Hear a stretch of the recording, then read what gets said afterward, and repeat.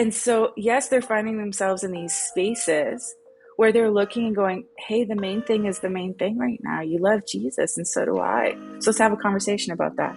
And so we're bridging these conversations that maybe wouldn't happen naturally. And then friendships are coming out of that. And I think that's the echo that I'm hearing right now in this season, is that church leaders are just so desperate to find their people, find their tribe. And as they're finding their people, there's such a relief to find someone else that's like-minded, that loves Jesus. It's kind of there for you. You got a friend. It seems so basic, but it's a need. It's a human need.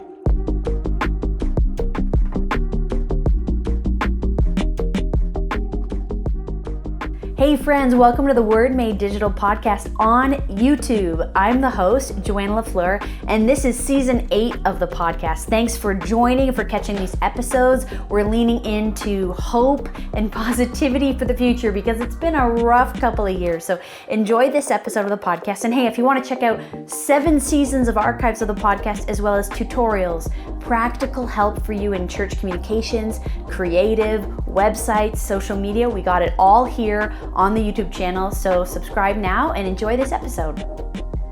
Anne Miranda, welcome to Word Made Digital. I'm really glad to have you on the podcast. I'm super glad we can have coffee together this morning. Yeah, that's definitely what it feels like. We're on different time zones. So one of us is maybe on their first coffee and one of us is on our second or third. Can you please, introduce yourself, just give some context to who you are, and then, I'd love to hear you share more about your story. Yeah, so my name is Anne, and I live out here in Surrey, British Columbia, with my husband Carlos. It's like a romantic Latino, and my 2 kids. I'm in the preteen teenager zone, Nathaniel and Hannah. And my beautiful golden doodle, Lucy. It's hilarious that we did succumb to getting a puppy in this COVID season. I have been in this Christian walk. I really started my young adult days, and so my trajectory, and we'll talk about this a little bit later, hasn't been necessarily all like ministry based, but currently I'm the National Ministries Director of Canadian Church Leaders Network, which is based out here in Vancouver. And I just get the privilege to walk alongside leaders in this awesome nation of Canada. Well, and one thing you didn't mention in your intro, which I think is a good means of introduction to you for people who are getting to know you for the first time, you do this series on social media with your mom. Yes. And yeah, I think it's some great, in all of the grumpy content on the internet and all the trolls, there's this little bit of light that is you doing impressions of your mother on the internet, or even filming your mother, in real time. Tell us a little bit about what this looks like. It's so endearing because now that I'm in this stage of parenting, my kids are making fun of me and poking fun at some of the things that I do and some of the things that I say. I think it's super common with first generation. So I'm first generation Canadian. My family is from Lebanon, and there is a tension, and a beauty about growing up as a first generation Canadian. And part of the beauty is you get to pick on your parents a little poke fun in a tender way, because they do things that are hilarious. And you wouldn't normally, it's not the norm, but it's part of how they say certain words and how she describes situations. And it's just hilarious. So I will literally walk into a situation and like drive into my home and see something that is happening. Like she took the dog out one day and I'm like, oh my gosh, I just grabbed my camera. I'm like, I know this is going to be funny. Like she's taking and I the share dog. my funny. It's my personal comedy that God has given me. I wish I could have like a camera going 24/7 because there's so many moments I miss out on, but I try to capture them and then share them with my Insta family because they're so funny to me. So hopefully you have obviously had some enjoyment out of this. And so I'm so glad to share my comedy. It's almost real life. I mean, and maybe maybe it's sort of I'm forcing you to introduce yourself by telling a little bit of giving a picture of what this is, because I think there's something about it that helps people like laugh, but just connect to you like human being to human being. Yeah. It's so relatable that it's not and I this is the Yeah. content I often do. Like it's not this sort of teaching content, training content, which you're very skilled and capable to do. It's just light, fun, and there's something like everyone, not everyone, a lot of people have. I have a parent who's got the accent, and a lot of people have like someone close to them in their life who's trying to translate in their head and then say it, the idiom, Yeah. and it comes out funny, or we're not trying to poke fun at them in the wrong way. We're trying to just like laugh with them. And your mom's got a great sense of humor about it Oh, all. And totally. Absolutely. oh She man. knows. She knows. She's like, okay, this is funny. Yeah. So, everything from cooking together to actually poking fun at some of these cultural pieces. It is a good way to just have some lightness in our life and enjoy Yeah. it. And Well, I'm and enjoying this, her in this stage.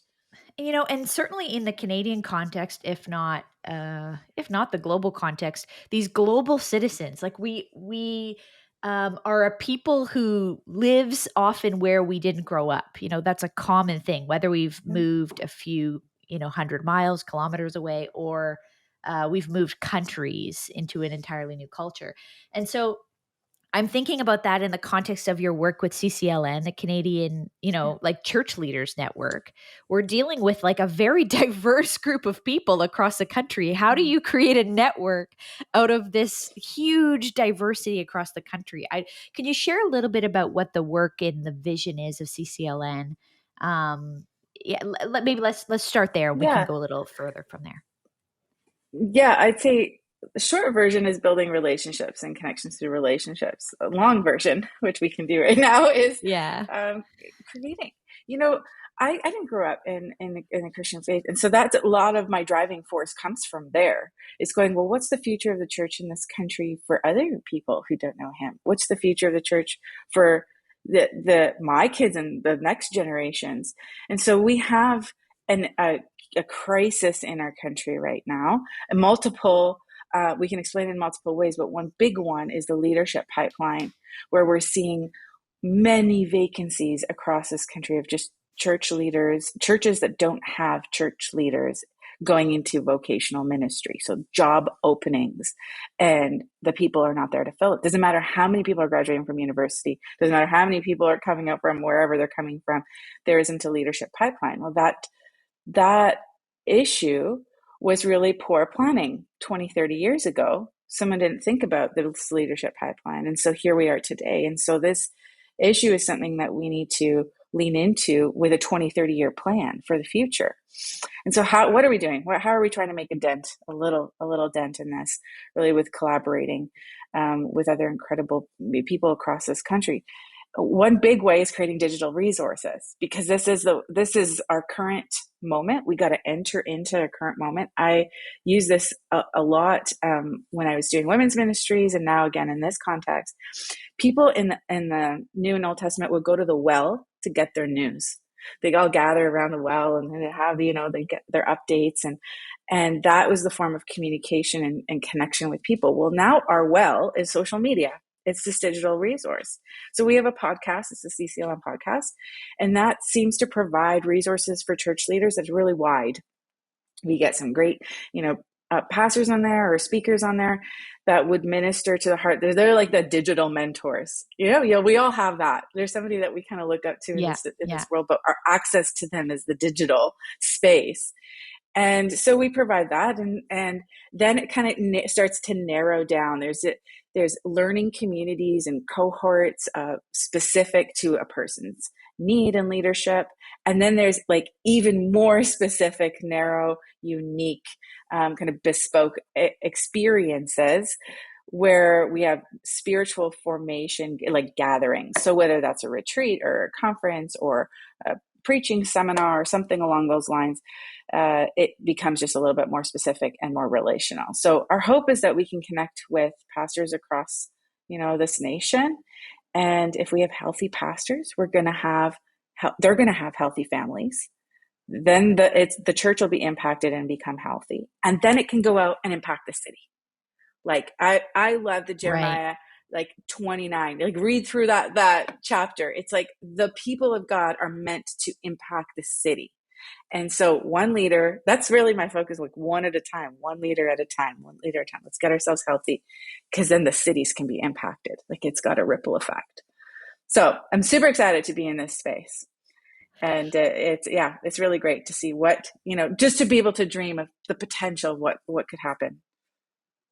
Yeah, well, and it sounds like you're also talking, of course, cross-denominationally, cross-culturally, like you're not just going for, I don't know, this isn't a Pentecostal movement or a Baptist movement or whatever. And so what are you seeing when these men and women connect with each other? Are you seeing some aha moments for them of like, are they in the room with people they've never really talked to before? Yeah, absolutely. A few weeks ago, we had an event where it was teaching how to preach type of event. And so we have a few hundred pastors that are there, and the combination of in person and online. And who are the people involved? It's very ecumenical. There's like a Presbyterian pastor, an Orthodox priest comes in his gear, like myself, and it's just very unifying would be the word. And so, yes, they're finding themselves in these spaces where they're looking and going, hey, the main thing is the main thing right now. You love Jesus, and so do I. So let's have a conversation about that. And so we're bridging these conversations that maybe wouldn't happen naturally. And then friendships are coming out of that. And I think that's the echo that I'm hearing right now in this season, is that church leaders are just so desperate to find their people, find their tribe. And as they're finding their people, there's such a relief to find someone else that's like-minded, that loves Jesus. It's kind of there for you. You got a friend. It seems so Yeah. basic, but it's a need. It's a human need. And perhaps the leaders that have gone before us haven't demonstrated that example of friendship. It was very like solo, and so much was on the pastor, so much was on that person to do, whether it was the admin and the preaching and then the build team and like all these different things. But I'm seeing that this lack or need really for friendship is something that's drawing like a magnet, drawing pastors to CCLN, so they can learn from this resource and meet perhaps their people. Like us, we're on different sides of the country, but we met our Yeah. people. We have our people. Yeah. It's very refreshing to know that you can just call someone and say, hey, or send them a text that, can you pray for me? Like it's just, there's a vulnerability that is beautiful that we're seeing more and more. Yeah, well, I'm thinking about this in the context of the opposite. What happens? We've got lots of stories. Every generation has these stories of the public failure of the big leaders. See, the 80s, the 90s, the 2000s. We've seen this. This isn't new. It feels new because it's maybe the ones who are most impactful to our, people who we were impacted by and taught by. So, but it's happened in every generation. But it's this idea that like, if the pastor has to be perfect or perceived as perfect, then when nobody is, then there's two options. Either you need a place to deal with that, or you're going to have a secret life. Because if the expectation is, some sort of like you just, moral perfection of some kind, like, or, leadership perfection, moral perfection, whatever, obviously no one's going to hit that. And so the one way is to like deal with it and confess it and work it out in a community context. And the other is have a secret life that gets worse and worse. It doesn't just happen over a day. These choices happen over a long period of time. And so I'm excited about the idea that if men and women who are leading church can know each other, they have somewhere to talk about the stuff before it gets so out of control. Let's do preventative medicine, I guess, instead of like a trip to the ER. Yeah, and really what I'm seeing right now with this next generation of leaders that are coming up and coming is this I said vulnerability. There is there's this beautiful honesty saying, not me. I don't want this. I want my story to be one of integrity. I want my story to be one of accountability. I want my story to be one of friendship. So they're inviting people to their pulpits. They're inviting people into their space to talk about family, to talk about marriage, to talk about, how do you build team? It's not all focused on like the sexual immorality. It is about, oh my gosh, I just want to be a person of character, a person of Yeah. integrity. Yes, I've gone through, it's like the Romans, like I've got through suffering. And this is like pretty, it's like endurance and suffering and character. And that is what's going to produce hope. And I want to be a hope carrier for this nation, for the people God's positioned me around. And that is a beautiful thing. And so we pray that that is preserved for the longevity of the call that God's had on their life and their ministry. So whatever the journey is, wherever they are on this like journey of ministry, we want to come alongside. Yeah, and are you seeing anything? Each generation we have our themes. When I'm thinking of probably they're millennials, sort of this generation of upcoming leaders. What are you seeing? Is it around discipleship stuff? Is it like a heart for the law? I mean, it's probably many things, but what are you noticing as some themes around leaders of what are they passionate about? I don't mean on the negative side, on the positive side. Like Yeah, yeah. what is the stuff that they're emphasizing? Yeah, I think there is. So the age range, I would say, it's probably you can help me with the generational wording. Definitely, there's going to be millennials. So I'd say like 25 to 45.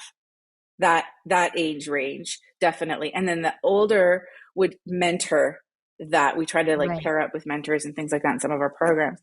Um, what I'm finding is that there is the generation before them, they've noticed a biblical illiteracy in their people. And so here they're bringing in their people and they're like, okay, how do we make this word accessible to our people? So there is discipleship, but it's more like spiritual practice. How do we Right. actually Okay. bring in these spiritual practices and revitalize that within the church? Almost a return to a healthy orthodoxy. That would be what I would say. Right. There's like a Yeah. longing, like, let's know our Bible. Let's have a practice of prayer. Let's have a practice of solitude and Sabbath, like the different things like that, where I can see it. They're trying to practice it in their own life and then pass it away to someone. Yeah, I love that. Well, and in the chaos of uh, you know, the digital age that has democratized everything, made every piece of information available. Everyone can have an opinion, and everyone can find out every piece of information they want. And it is the web, something linear like a practice, something that is so grounding of like I do this, then I do this, then I do this. This is my daily or my weekly, my monthly, my annual rhythms. There's something very grounding about that in the chaos and the noise, isn't there? Yeah. Yeah. It keeps the main thing the main thing. Yeah. It definitely is grounding. And before we move on, I guess the other side of this coin I'm curious about is particularly around Daryl Johnson. Daryl Johnson is, Yeah. a senior, almost you could say retired pastoral leader who's gained like a lot of prominence and almost like some mega fans. It sounds sort of funny to say because he doesn't seem, to be the type. But he's a Bible teacher who has really captured the hearts and minds of the next generation of leaders through how he teaches. And so then on that side, if we have the younger generation, and this is some things with them, what do you think it is about the older generation, people like Daryl, that like they're just so hungry for? Yeah. I definitely, there has been a lack of, I'm going to say spiritual parenting. And so these younger leaders, or in that this next gen, are they're flocking to someone like a Daryl, who is so humble and knows and understands that they're really seeking the heart of the Father. And in that, Yeah.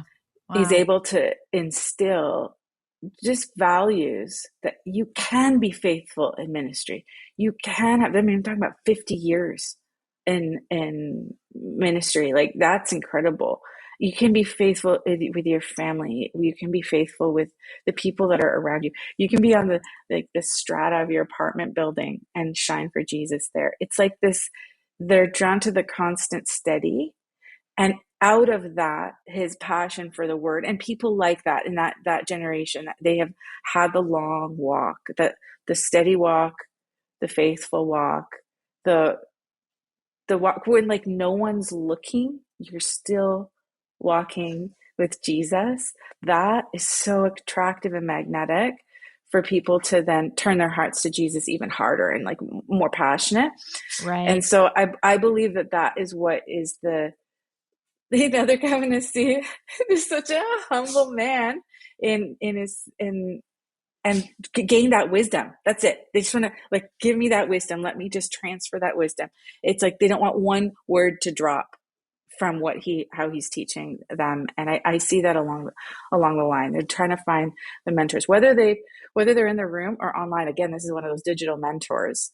They're just learning from those experiences and the wisdom and the depth of knowledge of the word that he has. May not know how to necessarily pastor in this generation. It's very different to pastor a church in this generation. Yeah. But they're looking for the what's on the inside that nobody can see. They're looking for that peace, that faithful. I keep going back to that word of faithfulness, because definitely is a fruit of the Spirit, that goodness, that kindness, that patient walk, that part that nobody can transfer. You can model it, and then people catch it, because it's being modeled.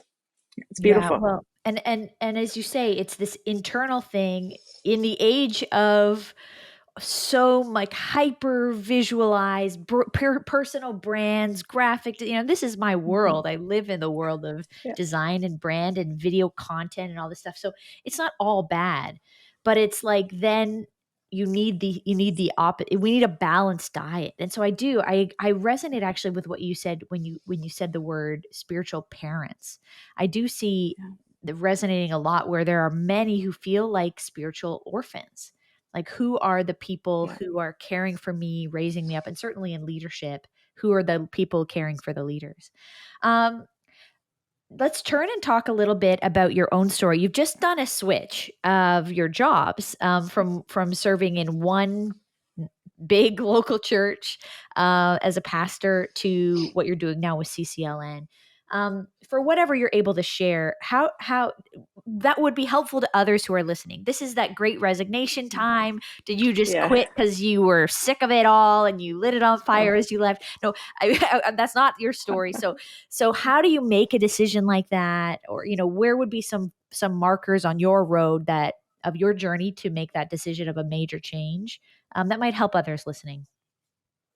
Yeah, I think it's so interesting, because I never saw myself ever in this ministry journey. So my personal background is, I guess, in the marketplace, or in the government was where I first started with social justice programs with the Attorney General's office here provincially in British Columbia, and then ended up having such a passion for youth, and knowing that youth is the future generations, and just wanting to have closer proximity to impacting young people's lives. And so I ended up getting into education and being a high school teacher for many years, or secondary school teacher. And it was there that I learned what the process of decision making kind of felt like, because I, I didn't really, ask the Lord's opinion when I was going into those careers. I liked it. So I went into that road. But then I came to know Jesus, and then I was like, okay, well, perhaps I need to ask these questions. And he was just like, there's a piece of us where, like the calling, all these like Christian words that we use. Well, this was actually like, I get it. I get the calling. And that in that moment of my life, I was like, oh my gosh, okay, Lord, you want my attention, and you want me to now invest my life into vocational ministry. So that was the first switch, John. And I go back there because that was the hardest switch for me to make. I was building a career. I was building a path where I like knew where I was guys teaching teachers how to, do their job and that kind of thing. And I loved it. I loved it so much. And the Lord interrupted that path. And Wow. then, Yeah. and that interruption was like hard stop.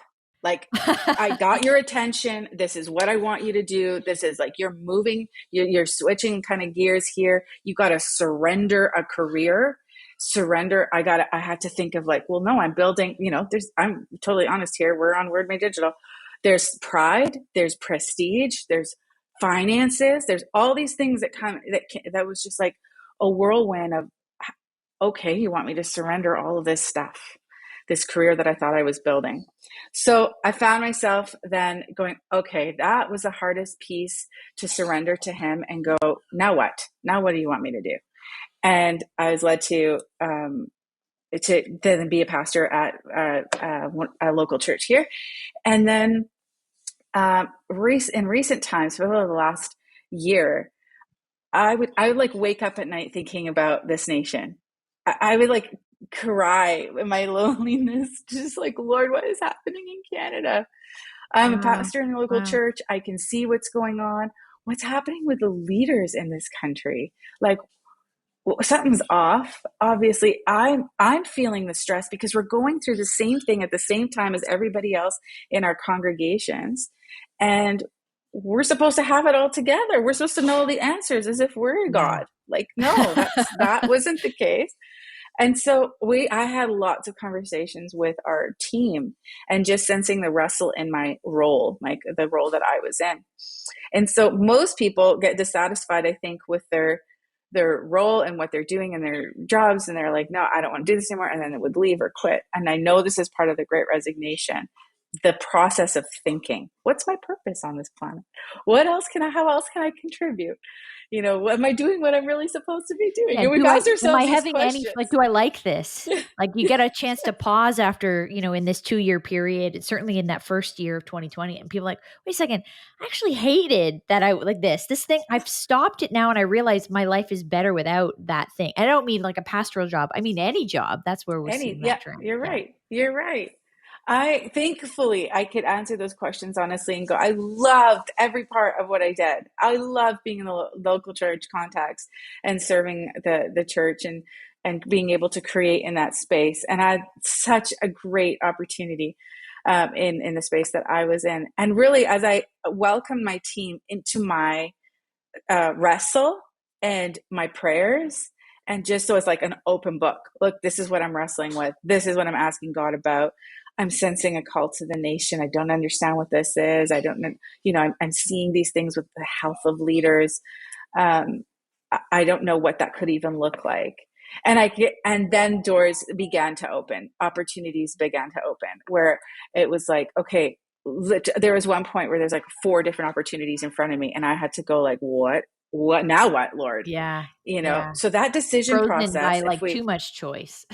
totally. I think what I would encourage folks, if you're like in that same stage that I was in, was like, and this sounds so cliche, but actually, like, yourself pray, the people that are close to you pray, get some like real like people around you that you can say, join me in this journey. And the best would be the people that are on your current team. If there's enough trust to do that, I know that's a hard ask, but I had enough trust with my team to say, come join me with this journey, so that I would end well and we could celebrate that whole process together, which was about an 8-month process. By the time we came to the decision where I was like, yeah, I'm sensing God telling me this, and then launched into this new role. Yeah. And I remember talking to you a little bit around the journey, and my sense back to you was, whether I knew all the details or not, it was my feedback to you was like, I think you know what you want to do or what you need to do, but it's the actual doing of it. It's the jump, you want to jump off the dock, but it's the actual off the diving board, but it's the actual doing of it that feels really scary into the big unknown of a new thing. Yeah, totally. It is like the dock. I like the dock because we're like here on the ocean, and there is an actual pier where kids like go and they jump off and everything. And the part that I've noticed is when everybody's around the dock, they cheer the other person on who's going to jump, and they're like, yeah, yeah, yeah. And then the person goes and launches, and they're like, yeah. And that's how I felt. That's what I felt with every person that I'm like, I value your voice, and I want that, but whoever it is that I'm asking to enter into that space with me, and I have to be wise about that part, like, let's just actually enter in, and I'm not unhappy about anything. I just want to be obedient to God. So where is it that he's leading me? Because everything is good. Everything is good. And Yeah. so I believe that part of the decision making was really healthy, very healthy, and maintains relationships and honors God along the way. Before we hit record, you had a verse that you wanted to pull up as we were kind of prepping for the conversation. You said, Right. so I don't know if you've had a chance to allude to that yet or not, because you didn't tell me what it was. So before we always end the conversation with a few fun questions. We ask everyone the same ones. But could you give us, if that's a word of encouragement or exhortation, can share with us about that? Yeah, I was just thinking before we logged on, and now it's like it. You know how your phone just like disappears the verse. That's what it did. So I'm not gonna bother with that. But You don't know it, like the you get it concept that memorized. I haven't memorized the whole Bible yet. No, thanks, guys. I haven't done it yet, so it's on my bucket list. But the so I can give it to you in a paraphrase. Um, it's like in this time where there's like so much noise, both on the digital world and, just in our real day-to-day life. I just want to encourage us to remind ourselves that we are carriers of peace, that the Lord tells us that where we step our foot in, like, we carry shalom. And shalom is not just this like, oh, it's not only peace. It's like a deep rest. There's layers to that word shalom. We could do a word study another day, but it is like, there's layers to it. And when he says, you go in and you say, peace be with you, and also with you, it's like this response. I could say, Joanna, peace be with you. And you can respond back, well, peace be with you. Shalom. Let's exchange shalom. Let's exchange that peace that we have in God. Because it feels like that's a big thing that the enemy is after, is to steal the peace of God that we're supposed to carry. And we're supposed to enter into these places of chaos and share with people. And so that's the funny stories on my Instagram about, that is, the hopeful message that we carry, whether we're speaking to leaders or we're passing by somebody in the checkout in the grocery store. It's a conviction of mine. And so I wanted to share that with you this morning. I love that. Thank you. And if there is a place in the world that you think is one of the best unknown spots to travel, this might be a place somewhere far away or like right in your own hometown. Where do you want to So send funny. people if they could travel somewhere today?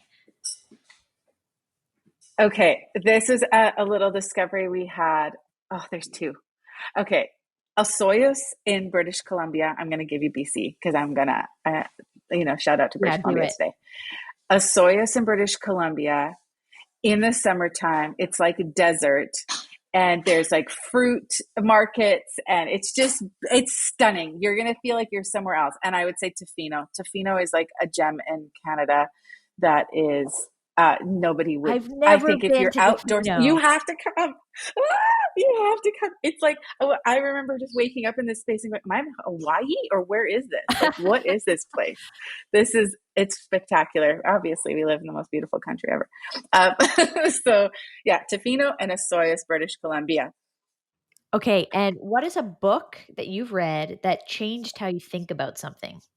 Leadership and self-deception. That's Oh, like right off my. It is. I don't want to give it away. It's so good. Whether you have it in audio or you're reading it, it's a leadership book that is in a narrative form. It's easy to read, and it makes you look inside of you and not outside. oh, Yeah. wow. Love that. Oh, it's good. Mm-hmm. Okay. What's a movie that's made you cry? Schindler's List. My daughter Ugh. asked me this question the other day, and she's like, "Mom, that's like heavy." I'm like, "That's what made me cry."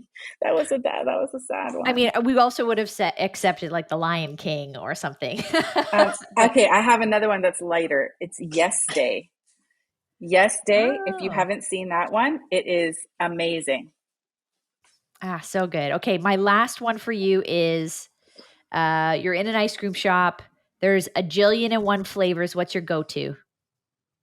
Something that's like coffee espresso. Oh yeah, okay, good one. The last person we talked to, they just said coffee, and I didn't know that was a flavor of ice cream, so I've got to try it now. There's even one Coffee that ice has cream. espresso flakes in Okay, that sounds really good. it. Oh my gosh.